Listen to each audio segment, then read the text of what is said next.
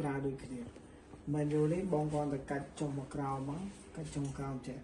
មកគឺវានឹងអាឡាមហើយពាក់ព័ន្ធជាមួយនឹង reset silent លើប៊ូតុងមានយើងអាចយើងប្រើទៅ3ប៊ូតុងហ្នឹងទេ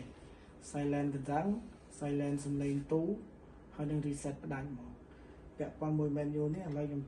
កាច់ហើយបើយើងចង់ចុច silent ចុចបានទេខ្ញុំចុចអត់បានទេចុច silent ទូក៏អត់បានដែរ reset ក៏អត់បានដែរលោកប្រើតែបងអត់ចេះសោតែបងសិនជាបងថាអូពេលវេលាខ្លីអញ្ចឹងបងចុចអានេះជាប់មកចុចឲ្យជាប់មកបងអត់ចេះសោមកហើយបងអាចចុច silent កណ្ដឹងឃើញកណ្ដឹងបាត់អានេះ silent ទូបាត់ហើយយើងអាច reset ផ្ដាច់យកមកតែអត់ដាច់ទេ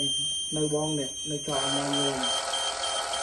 ចឹងបងអាចថាចុចអានេះជាប់មកយើងមានពេលវេលាច្រើនយើងអាចកាច់សោនេះ reset ឆ្កឹះវាឡើងចានេះឡើងមកចឹងហើយចាហើយបងដាក់ចូលទៅចឹងហើយចាក់សោវិញឲ្យវាឡើង reset យកមកប៉ុណ្ណេះ